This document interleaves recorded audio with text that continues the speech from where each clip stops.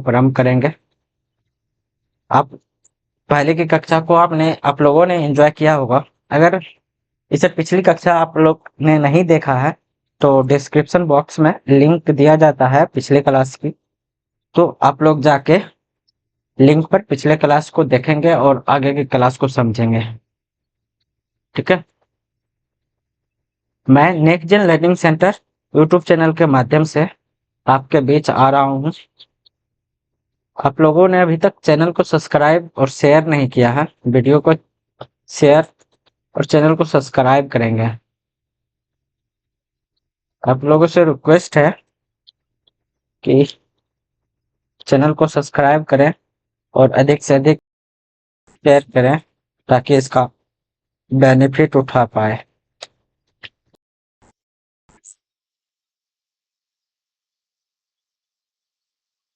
ठीक है, चलिए पिछले क्लास को रिकैप करते हुए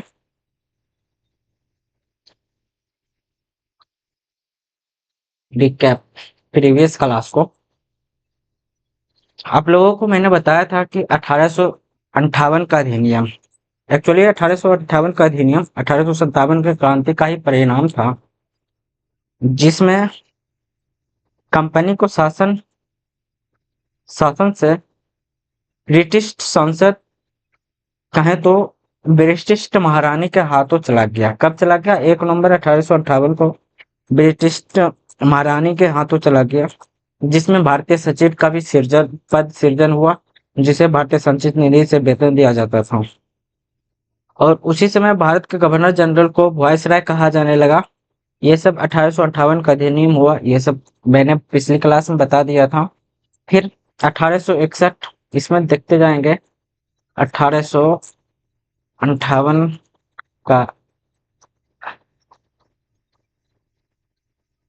अधिनियम ध्यान से सुनते जाएंगे और समझते जाएंगे। मैं लिखूंगा नहीं क्योंकि पिछली कक्षा में इसके बारे में मैंने लिख दिया। तो 1861 का अधिनियम,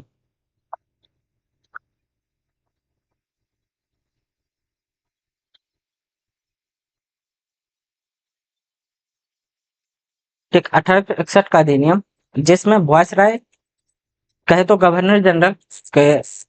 गवर्नर जनरल का परिषद थे, उसमें सदस्य का भी नियुक्ति की जाती थी।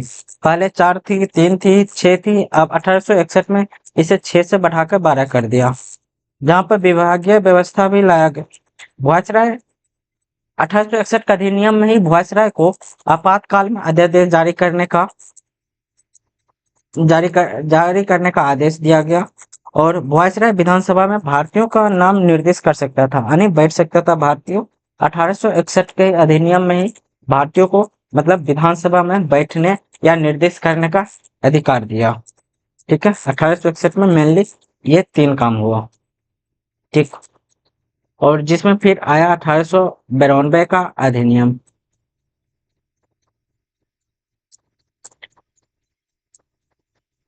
अधिनियम इस अधिनियम में पहली बार भारतीय सदस्यों को बजट पर प्रश्न पूछने का अधिकार दिया। 1892 का अधिनियम में क्या क्या? भारतीयों को पहली बार विधानसभा में बजट पर प्रश्न पूछने का अधिकार दिया, परंतु पर पूरक प्रश्न पूछने का नहीं मिला। यहाँ पे याद रखेंगे, पूरक प्रश्न पूछने का अधिकार नहीं दिया गया, बजट पर प्रश्न पूछने का अधिकार दिया गया सिर्फ। ठीक, 1861 में क्या किया? विधानसभा में नाम निर्देश किया, बैठने का शुरुआत हुआ। गवर्नर जनरल द्वारा गैर सरकारी सदस्यों को मनोनयन करने की जगह निर्वाचन पद्धति की शुरुआत की 1892 में। ठीक है, क्या क्या? गवर्नर जनरल के गैर सरकारी सदस्य जो शामिल होता था, यानी प्राइवेट व्यक्ति जो शामिल होता था, मनोनयन ना करके अब उसके लिए भी निर्वाचन पद्धति लाया। फिर मैंने आपको बताया था 4 नंबर में 1909 को अधिनियम, 1909 का अधिनियम। ठीक, जिसे मार्ले मिंटो सुधार भी कहा जाता। क्या कहा जाता? मार्ले मिंटो सुधार। इसमें क्या हुआ? मुसलमानों के लिए पृथक निर्वाचन की व्यवस्था की गई। ठीक, और इसी अधिनियम में मार्ले कहा था हम नाक के दांत बोड़े हैं। और इसी अधिनियम में सांप्रदायिक आधार पर पृथक निर्वाचन शुरुआत की गई। ठीक। और विधानसभा में भारतीय को द्वारा पूरक प्रश्न पूछने का भी अधिकार दिया। 1909 में करके भारतीयों द्वारा विधानसभा में पूरक प्रश्न पूछने का अधिकार दिया, जिसमें 1992 में नहीं दिया था पूरक प्रश्न पूछने का अधिकार, और 1861 में पहली बार भारतीय विधानसभा में शामिल हुआ था। ठीक, यहाँ भी याद रखेंगे। पांचवा था 1909 का अधिनियम,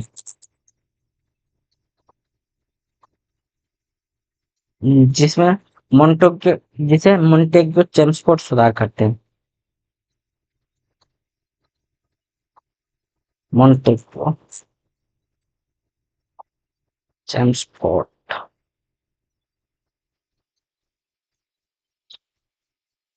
ठीक है। और इस अधिनियम में क्या क्या उत्तरदायी शासन व्यवस्था के प्रयास की गई, और केंद्र में द्वैध शासन लाया। याद रखेंगे, द्वैध शासन का मतलब लोकसभा राज्यसभा, मतलब द्विसदनात्मक व्यवस्था नहीं होती है। द्वैध शासन का मतलब होता है कि लिस्ट जो लिस्ट विभाजन होता था, लिस्ट को एक एक प्रोविजंस था प्रांतीय। ठीक। एक वॉइस राय केंद्र। ठीक है। ये इसमें और राज्य परिषद का भी गठन हुआ। सांप्रदायिक निर्वाचन को आगे बढ़ाया, जिसमें सिख और ईसाई जमींदारों के लिए भी लागू किया गया पृथक निर्वाचन। फिर आया 1935 का शासन अधिनियम,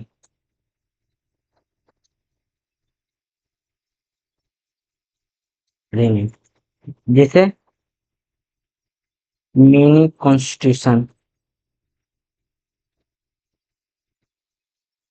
कहा जाता है, जिसे मिनी कॉन्स्टिट्यूशन भी कहा जाता है।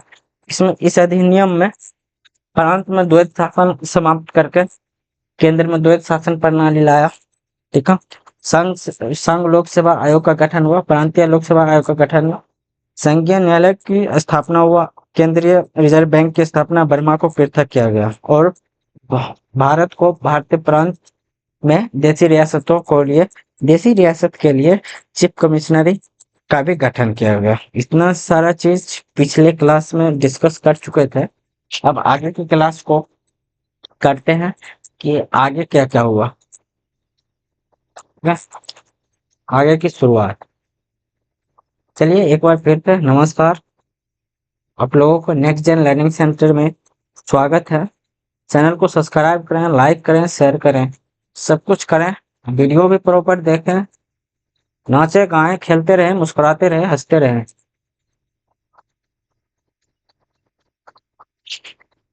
आप चलिए शुरू करते हैं। पहला क्रिप्स मिशन था। ठीक। Cripps mission 1942। ये क्रिप्स मिशन जो स्टेफोर्ड क्रिप्स इसके अध्यक्ष थे। आपको पता ही होगा कि इसी दरमियान विश्व विश्व युद्ध वर्ल्ड वार सेकेंड स्टार्ट हुआ, जो चला 1939 से 1945-47 तक। ठीक है। इसमें ब्रेटन वुड सम्मेलन 1944, बहुत सारा कानून बना विश्व स्तर पर अपने देश में। तो इसी में डोमिनियन स्टेट की दर्जा देने का बात कर रही थी। इसमें क्या कर रही थी? Cripps mission. इसका स्टेफोर्ड क्रिप्स अध्यक्ष था। क्रिप्स मिशन आया कब? 1942 में। ठीक। इसका अध्यक्ष, पहले अध्यक्ष देखते हैं। अध्यक्ष था स्टेफोर्ड स्टेफोर्ड क्रिप्स। ठीक। ये क्या बात कर रहा था? भारत को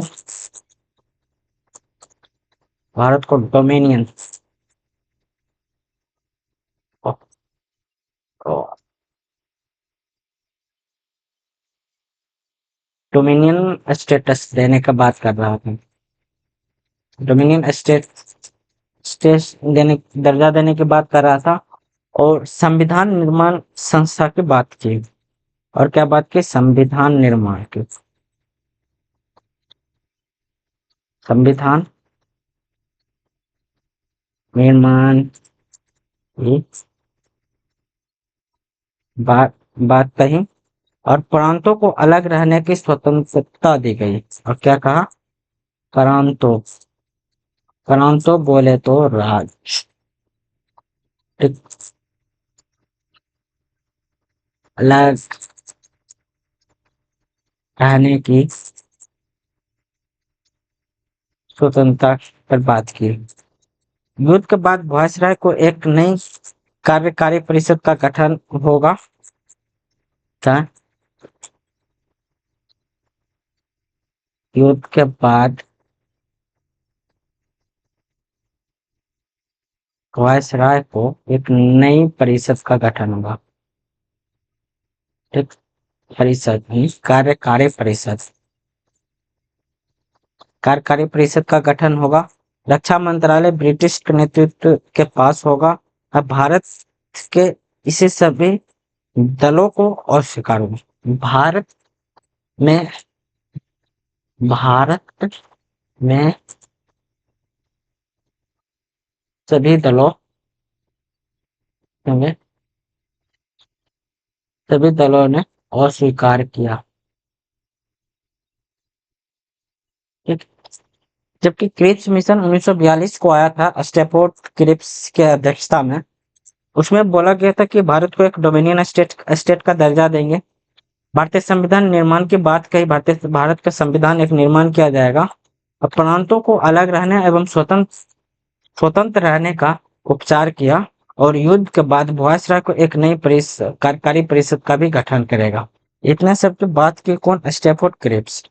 ये मेनली भारत के सभी नेता को अस्वीकार लगा, ठीक है। और इसके बाद फिर से आया कैबिनेट मिशन प्लान। ये इस ठीक 1942 के बाद एक और आया, जो जिसे बोलते हैं कैबिनेट मिशन।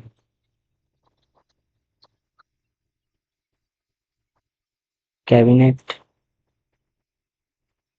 मिशन ये आया मेनली 1946 में। इसका कहना था भारत एक संघ होगा। इसका क्या कहना था, भारत एक संघ होगा, ठीक, याद रखेंगे। और भारतीय प्रांत, जिसमें कहा गया था भारत एक संघ होगा, कैबिनेट मिशन में उसमें था भारतीय प्रांत, ठीक, देशी रियासतें,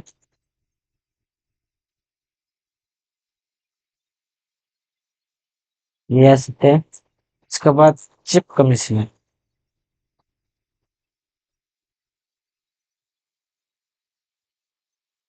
कमिश्नरी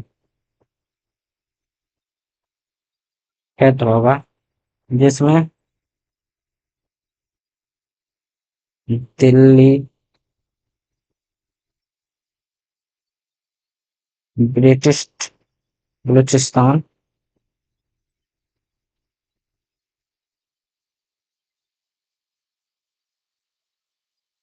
पूर्व, ठीक, अजमेर, मारवाड़।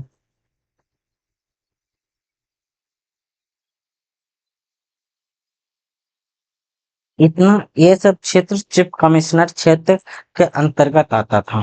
याद रखेंगे किसके, कैबिनेट मिशन से, ठीक। इसमें क्या था,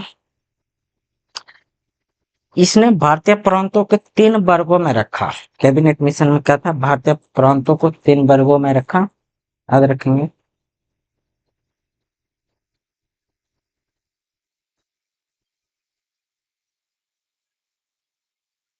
प्रांतों को 3 वर्गों में। एक हिंदू बहुल क्षेत्र, याद रखेंगे, यहाँ पे लिखते हैं 3 वर्ग।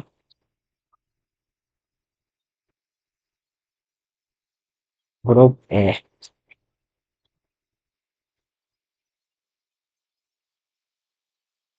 हिंदू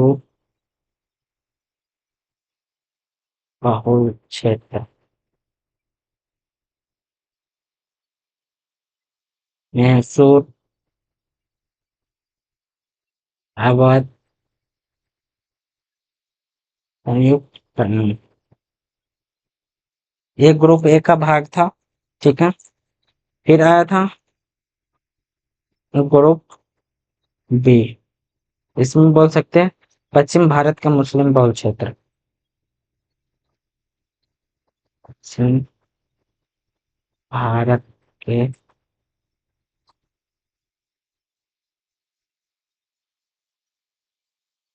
मुस्लिम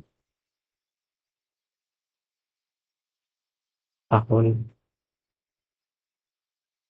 क्षेत्र, जिसमें सिंध था, पश्चिमी पंजाब,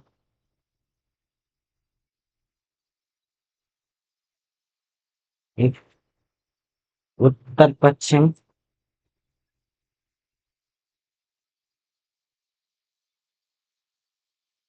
सीमा प्रांत। ये हुआ यानी ग्रुप है। ग्रुप बी, जिसमें ग्रुप ए में हिंदू बहुल क्षेत्र, मैसूर, अवध, संयुक्त प्रांत। और ग्रुप बी में पश्चिमी भारत के मुस्लिम बहुल क्षेत्र, सिंध, उत्तर पश्चिम सीमा प्रांत, पश्चिम पंजाब। ठीक है, इतना याद रखेंगे। और इसके बाद आया था ग्रुप सी।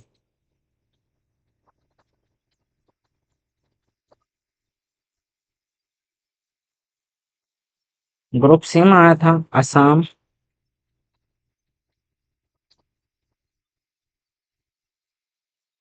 बंगाल के मुस्लिम प्रांत।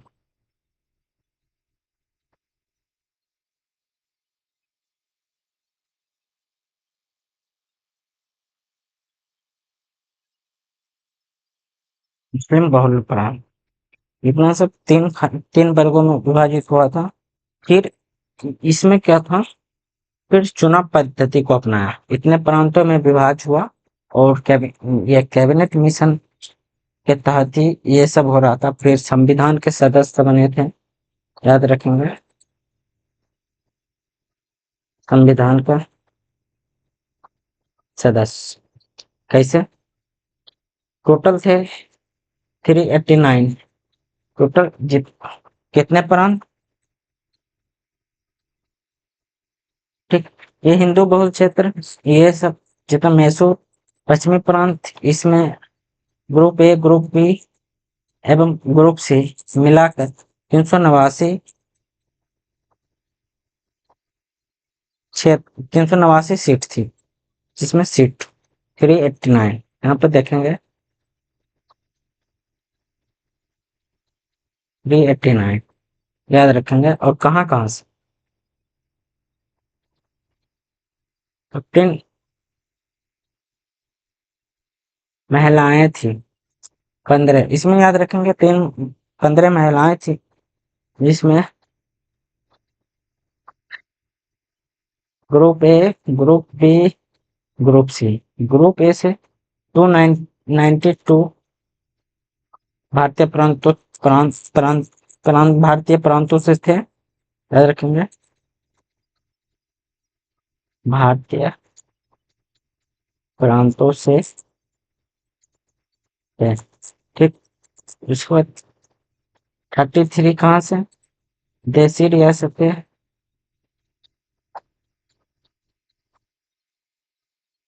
ठीक। ठीक। 4 कहाँ से, चीफ कमिश्नर।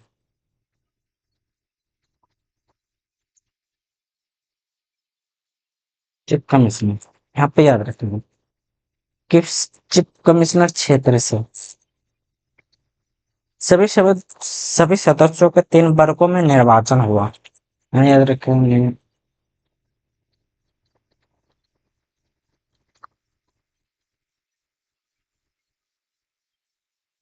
सभी सदस्यों का वर्गों में निर्वाचन निर्वाचन हुआ। हुआ नहीं, होना भी था। सॉरी, यहाँ पे तीन वर्गों में निर्वाचन होना था। ठीक है, पहला पॉइंट ये नोट करेंगे, जिसमें तीन वर्गों में पहला मुस्लिम वर्ग, सिख वर्ग,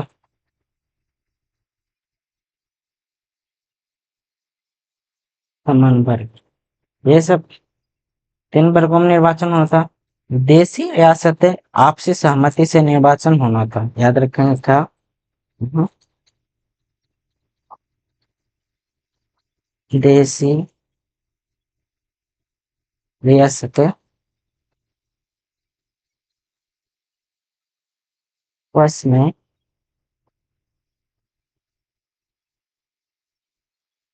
सहमति से निर्वाचन होना था।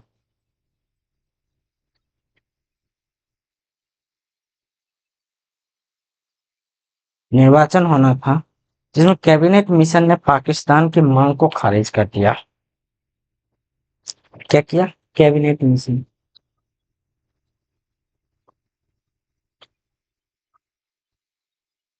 कैबिनेट मिशन ने पाकिस्तान मांग को खारिज कर दिया। ठीक, सभी सदस्यों को निर्वाचन प्रत्यक्ष और अप्रत्यक्ष रूप से आनुपातिक प्रतिनिधित्व की एकल संख्या मत से पद्धति से हुआ। क्या कैसे हुआ सभी का निर्वाचन? सभी सदस्यों का निर्वाचन एकल मत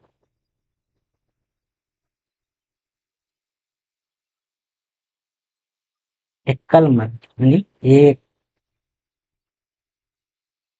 संख्या मत पद्धति से कैसे हुआ?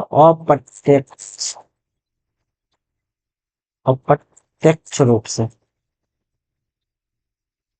हाँ, याद रखेंगे।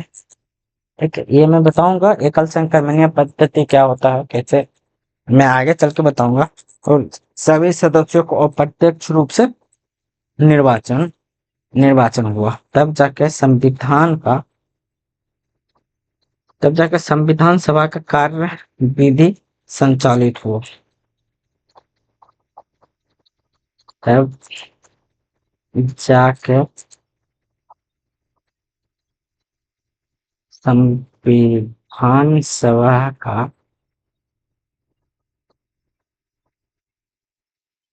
कार्य विधि की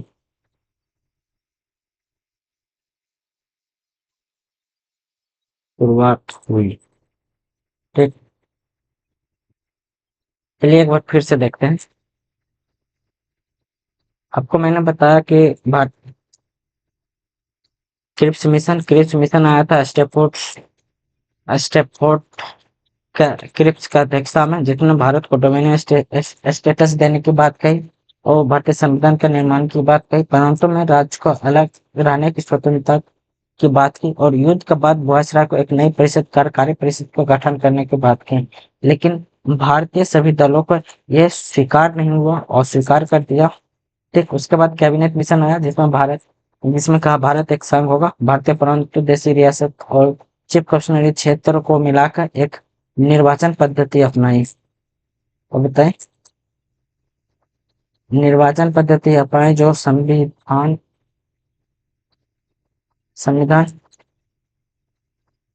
निर्माण में मदद आई। जिनमें चिप्स कमिश्नर क्षेत्र में दिल्ली, ब्रिटिश बलूचिस्तान, कुर्ग, अजमेर, मेवात थे। और इसके बाद कहते भारतीय प्रांतों के तीन वर्गों में विभाजित किया। हिंदू बहुल क्षेत्र, जिसमें मैसूर, अवध, संयुक्त प्रांत आया था। पश्चिम भारत में मुस्लिम बहुल क्षेत्र, जिसमें सिंध, पश्चिमी पंजाब, उत्तर पश्चिम सीमा प्रांत आया था। ग्रुप ए में और ग्रुप सी का बात करें तो असम बंगाल के मुस्लिम प्रांत क्षेत्र। जैसे संविधान सदस्यों का निर्धारण हुआ, संविधान सदस्य में 389 थे, जिसमें 292 भारतीय प्रांतों से, 93 देशी रियासत और 4 चीफ कमिश्नर, 15 महिलाएं थे। ठीक है, इतना सदस्य होने के बावजूद सभी निर्वाचन का भाग हुआ। देशी रियासत आपस में सहमति से निर्वाचन हुआ। मुस्लिम वर्ग, सिख, ये सब 3 वर्गों में निर्वाचित हुआ। ठीक, कैबिनेट मिशन ने पाकिस्तान की मांग को खारिज कर दिया। सभी सदस्य निर्वाचन में भाग लिया, जिसमें एकल संक्रमणीय मत पद्धति द्वारा और प्रत्यक्ष रूप से इन सभी सदस्यों का निर्वाचन हुआ।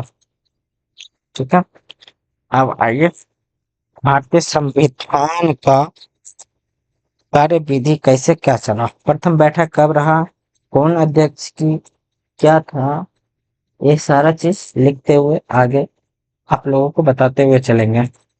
ठीक है, चलिए स्टार्ट करते हैं फिर से। नेक्स्ट जन लर्निंग सेंटर में आपका स्वागत है। पुनः कक्षा को शेयर करें, लाइक करें, सब्सक्राइब करें और मौज मस्ती करते हुए कक्षा को लाइव, आप अभी लाइव टेलीकास्ट के रूप से देख पा रहे हैं, लेकिन हमें नहीं देख पा रहे हैं, लेकिन नेक्स्ट जन लर्निंग सेंटर के चैनल को आप देख पा रहे हैं, आप उस पर सुन पा रहे हैं, नाच पा रहे हैं, गा पा रहे हैं, तड़का लगा पा रहे हैं, सब कुछ कर रहे हैं। आप इसका लुत्फ उठाइए। आइए लगा के तड़का।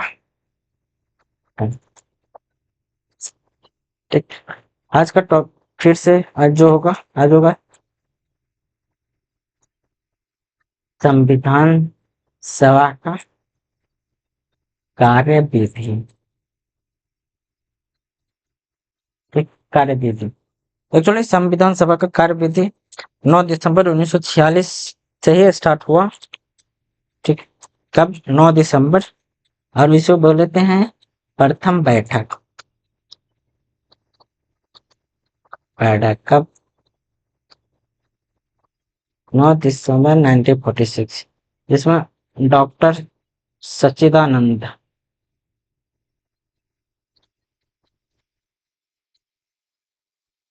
नंद सिन्हा को अस्थायी अध्यक्ष बनाया।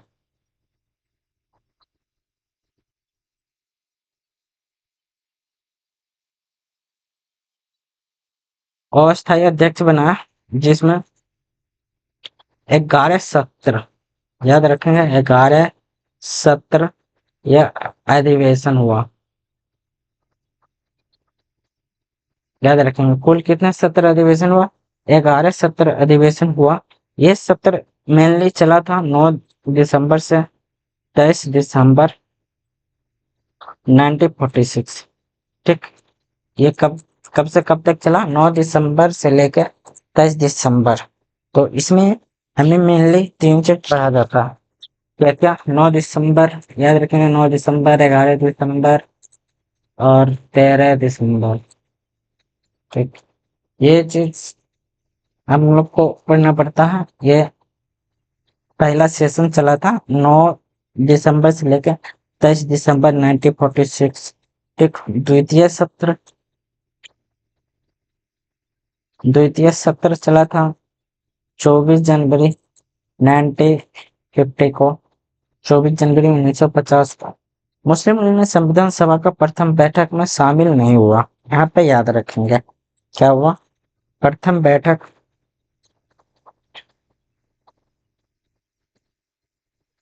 याद रखेंगे यहाँ पर, प्रथम बैठक में मुस्लिम लीग का शामिल नहीं हुआ।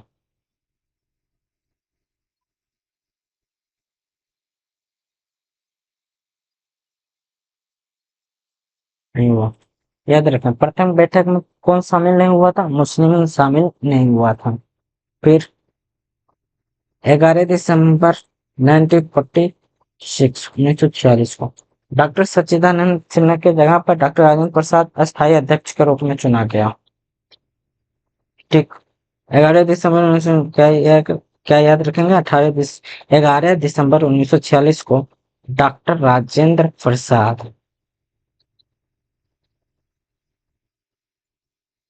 प्रसाद अस्थाई अध्यक्ष निर्वाचित हुए।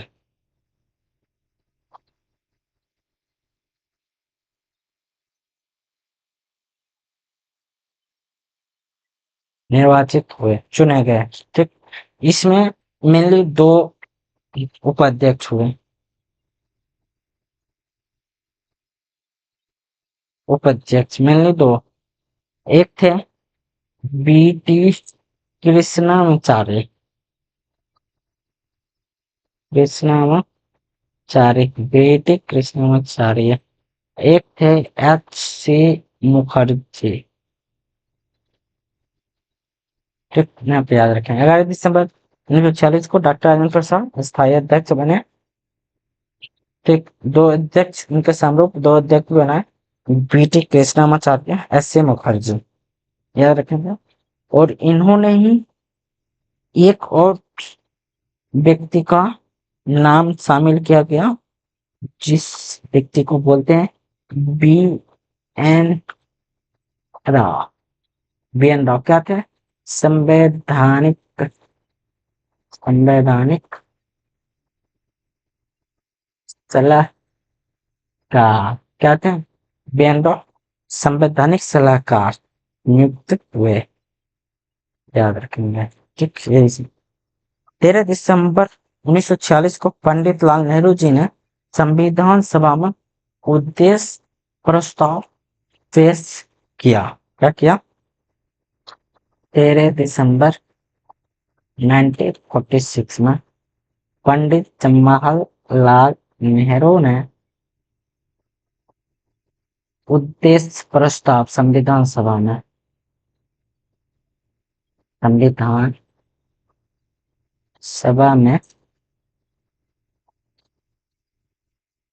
देश प्रस्ताव पेश किया और 22 जनवरी 1947 को पारित हो गया। 22 जनवरी 1947 को पारित हो गया, जिसे आज प्रस्तावना पढ़ते हैं। एक्चुअल में यही उद्देश्य प्रस्ताव है अब वर्तमान में प्रस्तावना में। ठीक है। 3 जून 1947 को माउंटबेटन प्लान आया। हाँ, याद रखेंगे। कौन सा? 3 जून 1947 को माउंटबेटन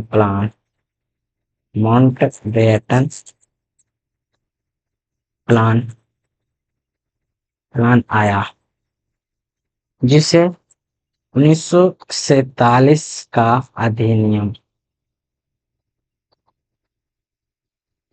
अधिनियम भी कहते हैं। ठीक। इस योजना के तहत द्विराष्ट्र सिद्धांत लागू हुआ। ठीक है। इस योजना के तहत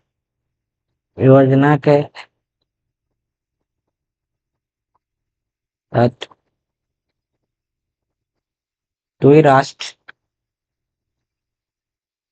सिद्धांत लागू हुआ। एक बना भारत, दूसरा बना पाकिस्तान। 1972 में पाकिस्तान बना बांग्लादेश। ठीक। एक बना पाकिस्तान, याद रखेंगे। इतना चीज याद रखते जाएंगे आप अपने नाम।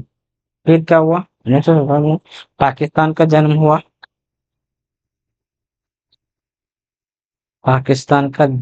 हुआ। भारत माँ के एक बेटा हुआ जो पाकिस्तान के नाम से जाना जाता है।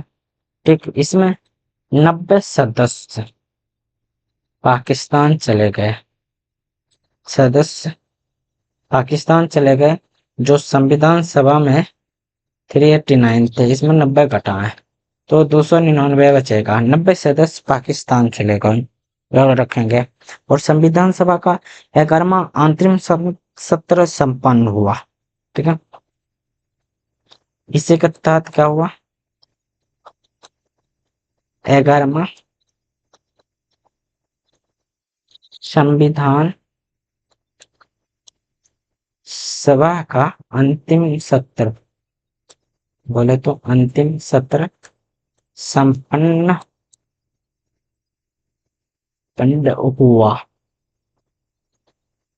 एंजॉय करते चलेंगे, प्लस लिखते चलेंगे और सुनते चलेंगे, समझते चलेंगे। क्वालिटी है, एक रुचि विषय है, रुचि लेते चलेंगे। रुचि नहीं लेंगे तो फिर आपको बोरिंग हो, समझ में नहीं आएगा। और संविधान में पॉइंट टू पॉइंट समझने और याद करने का चीज होता है। दिल्ली दिल्ली में चला था 14 नवंबर से 26 नवंबर 1949। यहाँ याद रखें, 14 नवंबर से 1949 नई दिल्ली में, जो संविधान में 2 वर्ष 11 महीने और 18 दिन लगे। याद रखें कितना, 2 वर्ष 11 महीने 18 दिन लगे इसको बनने में। फिर 26 नवंबर को ही क्या,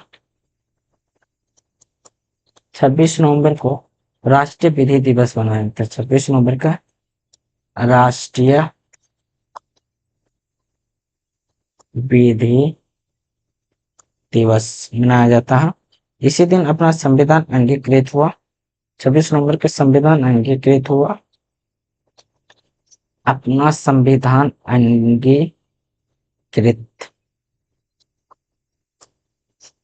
अंगीकृत हुआ। ठीक, कुल उस टाइम कुल 16 अनुच्छेद, याद रखेंगे, कुल 16 अनुच्छेद के साथ हमने 3 प्रावधान किया। 3 प्रावधान अपनाए। ठीक, 16 अनुच्छेद के साथ 3 प्रावधान अपनाए, जिसमें था निर्वाचन, ठीक, अंतरिम संसद, ठीक, नागरिकता। इतना चीज अपना। संविधान सभा को द्वितीय अंतिम बैठक 24 जनवरी 1950 को हुई।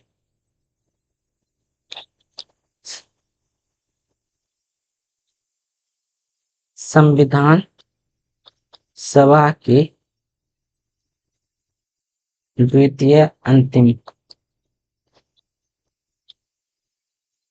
बैठक 24 जनवरी 1950 को हुई। ठीक, जिसमें 284 लोग शामिल थे। 26 जनवरी 1950 को संपूर्ण संविधान लागू हुआ। 26 जनवरी 1950 को संविधान संपूर्ण लागू हुआ, जिसमें 395 अनुच्छेद, ठीक, 8 अनुसूची, ठीक, 22 भाग शामिल थे। इतना चीज शामिल था हमारा संविधान। यहाँ याद रखेंगे, फिर से एक बार रिकैप किया जाए।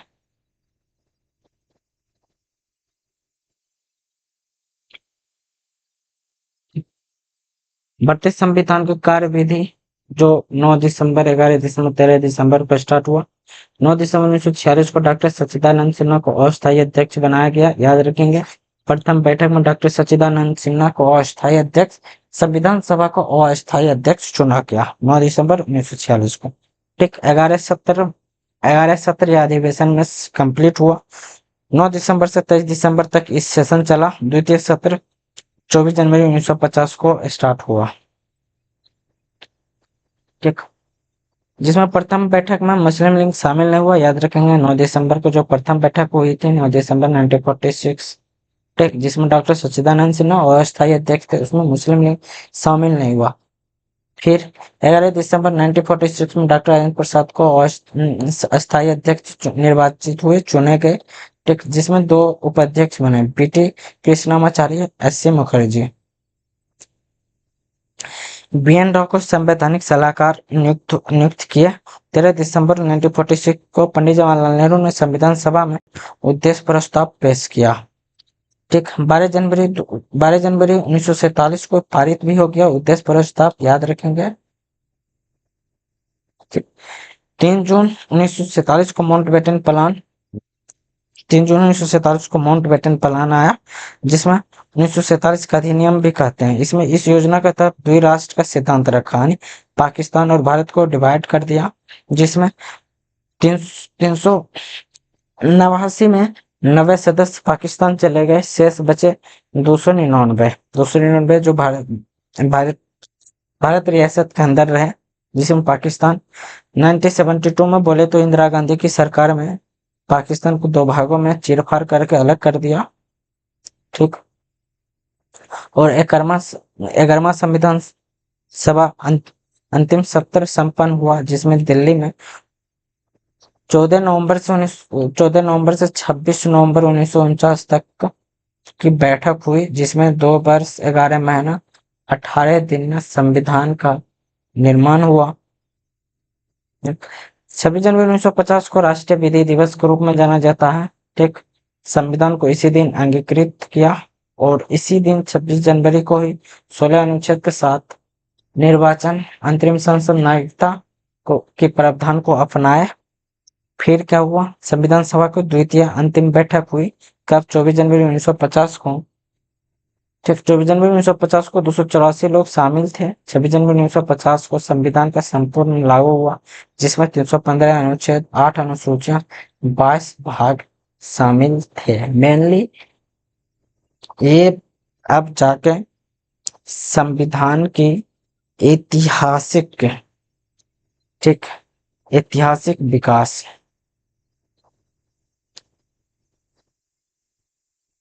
संविधान की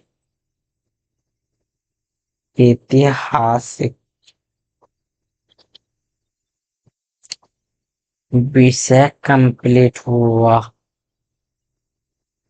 अब देखना है कि संविधान के पृष्ठभूमि कौन सा अध्यक्ष बना, क्या प्रावधान थी, क्या सब हुआ, वो सब आगे की क्लास को कंटिन्यू करते हुए बात करते हैं। पहला, चलिए भारतीय संविधान के पृष्ठभूमि को तैयार किया जाए। ठीक, इसकी विशेषता क्या है और निर्माण में कौन कौन सा भाग आया था, ये सब बात करेंगे।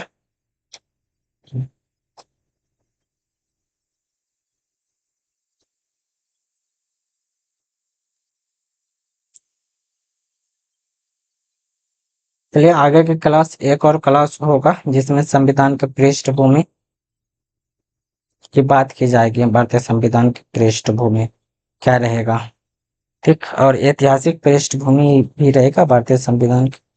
नेक्स्ट क्लास में इसको कंप्लीट करेंगे। ठीक, आप लोग जुड़ते रहिए, मन लगा कर पढ़िए और मोटिवेट बनते रहिए। हम लोगों को मोटिवेट के स्रोत हैं आप लोग। आप लोग चैनल को सब्सक्राइब नहीं कर रहे हैं, बड़ी दुखद की बात है। आप लोग चैनल को सब्सक्राइब करें, क्लास के लुत्फ उठाएं। हमें आपके सब्सक्राइब से मोटिवेट मिलती है। आप लोग सब्सक्राइब करें, चैनल को शेयर करें। ठीक है, आप लोग चैनल को सब्सक्राइब नहीं कर रहे हैं, ये बड़ी मुसीबत का सामना करना पड़ रहा है हम लोग को। मुसीबत नहीं दीजिए मुसीबत का सामना करने के लिए। ठीक है, आप लोग से विनम्र विनम्र निवेदन है कि चैनल को सब्सक्राइब करें। आप लोग सब्सक्राइब नहीं कर रहे हैं, बड़ी दुख की बात है। जैसे लग रहा है कि हम लोग आपके लिए मेहनत ही नहीं कर रहे हैं, ऐसे बात कर रहे हैं। आगे चल के आपको संविधान की पूरी चीज सरलता रूप से बताई जाएगी। संविधान क्या है, संविधान की पृष्ठभूमि को देखेंगे, जिसमें संविधान संविधान का सर्वोच्च कानून कहा, प्रमाणिक दस्तावेज है, मौलिक कानून आधारभूत का और अनुपम संविधान है। ठीक, अनूठा भी है, किसी भी देश का शासन करने का एक सिद्धांत भी है। संविधान पहली बार संविधान 1215 ईस्वी में लंदन के राजा जॉर्ज प्रथम ने ये दस्तावेज तैयार किए थे। कानूनी दस्तावेज था और मैग्ना कार्टा भी कहा था उस समय। लेकिन अलिखित थे संविधान, अलिखित संविधान है जो भारत विश्व की सबसे बड़ी लिखित संविधान है भारत का। ठीक, एकात्मक भी है। प्रोफेसर त्रिपाठी लैंगिक एकात्मक कहा, संघात्मक डीडी बसु कहा। ठीक, केसी व्हीलर ने अर्ध संघात्मक कहा। और संघात्मक मतलब लिखित था संविधान, सुप्रीम कोर्ट और प्रारूप समिति का भी गठन हुआ। संघात्मक, इसमें दो चीज होता है, एक संघात्मक होता है, एक